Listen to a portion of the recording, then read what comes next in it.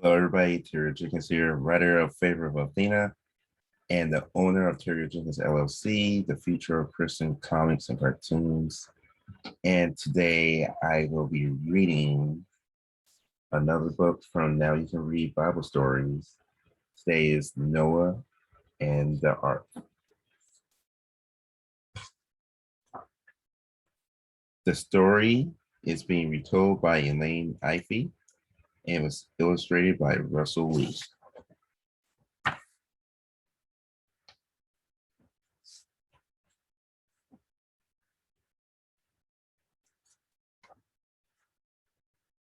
Noah and the Ark. Noah and the Ark.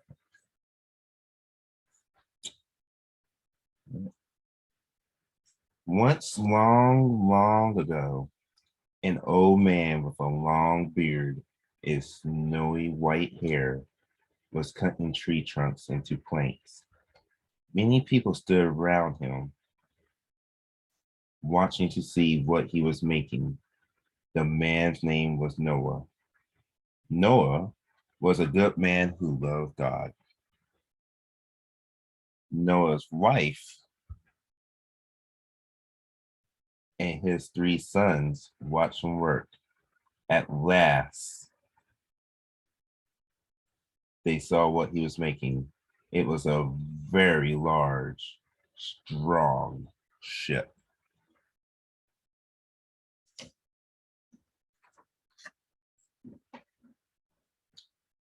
How can it float? Said Noah's wife. There is no water nearby. Noah said, this is a new kind of ship called an ark. It will have a door in the side and a roof. It will have a window and three decks. What is it for, husband? Why are you making the ark? Said Noah's wife. God has told me to make the ark, said Noah. He will send rain, which will cover the land. Every living thing will die because his people have been wicked. We must go inside the ark with our sons and their wives. We must take with us a male and female of every kind of animal. The ark will float on the water and all inside it will be safe.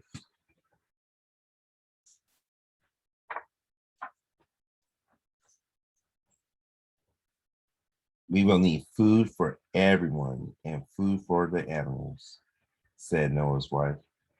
So Noah and his wife and three sons began to make plans for their stay in the ark. Sacks of grain and bags of salt were put on the deck of the ark.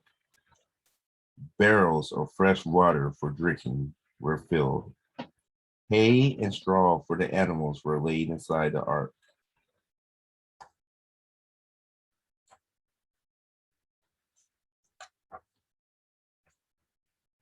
They found the animals and took them onto the ark.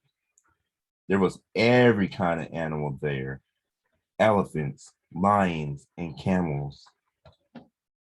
They were dogs, cats, birds, snakes, and even mice and worms. You can see snakes right there.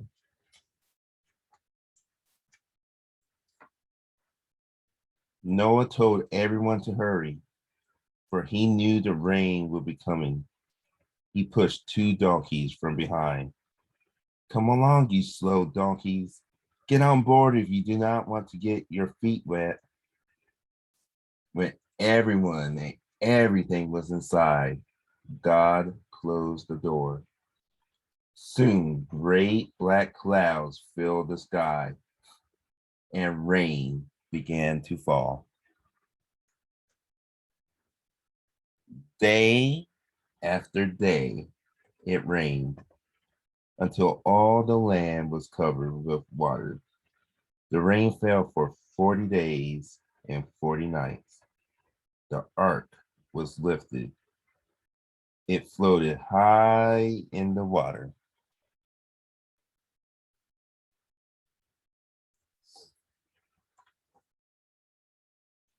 The water rose and covered the land for 150 days. Inside the ark, everyone was becoming tired, for it was noisy, and there was little food left. A dog growled, as if to say, "My straw is not soft. I cannot sleep." On the other side of the ark, the giraffes were very unhappy. The roof was so low that they had to bend their heads. They had very stiff necks.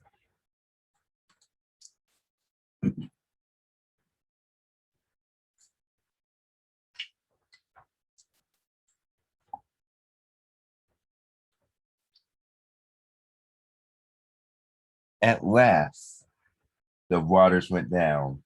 The ark came to rest upon a mountain. Noah looked out to see how he could tell when it would be safe to leave the ark.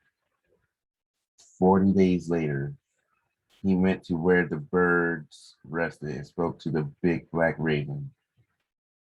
"Go out, raven, and fly over the land. If you can find a tree in which to rest, then stay there. If you cannot find a tree, then fly back to the ark." The raven was away all day and could not find a place to land. "I will wait a little longer," said Noah. A few days later, Noah sent out a dove. The little dove came back to the ark, for she knew there was food there. "I will wait a little longer," said Noah. "I think things will be better soon." He waited 7 days and let out the dove again. When night came, Noah saw the dove coming back. It held in its beak a green olive leaf. "The leaves have grown again on the trees," cried Noah. "Soon we can leave the ark."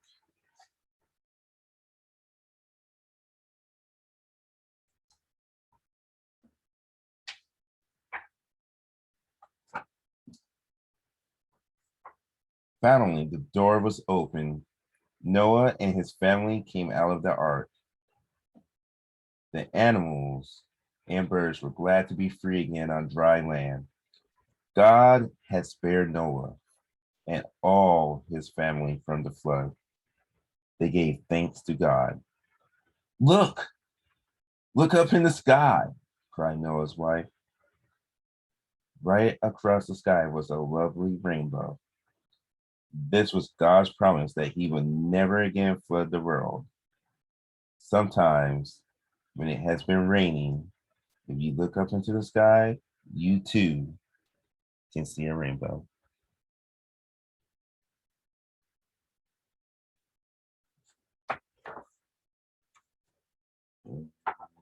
The end. So that was Noah and the ark. Let me know in the comments what you thought of the Bible story, which you can find in the Bible in Genesis.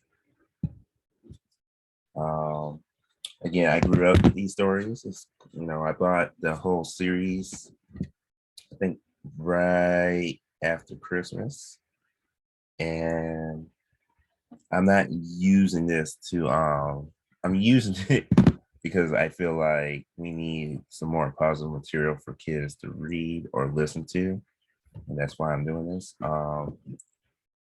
If you're following the YouTube or the Patreon, I thank you for your support. Again, I'm not trying to, we're not making money off of this, but this is a great series. I remember reading the whole series as a kid, and sorry.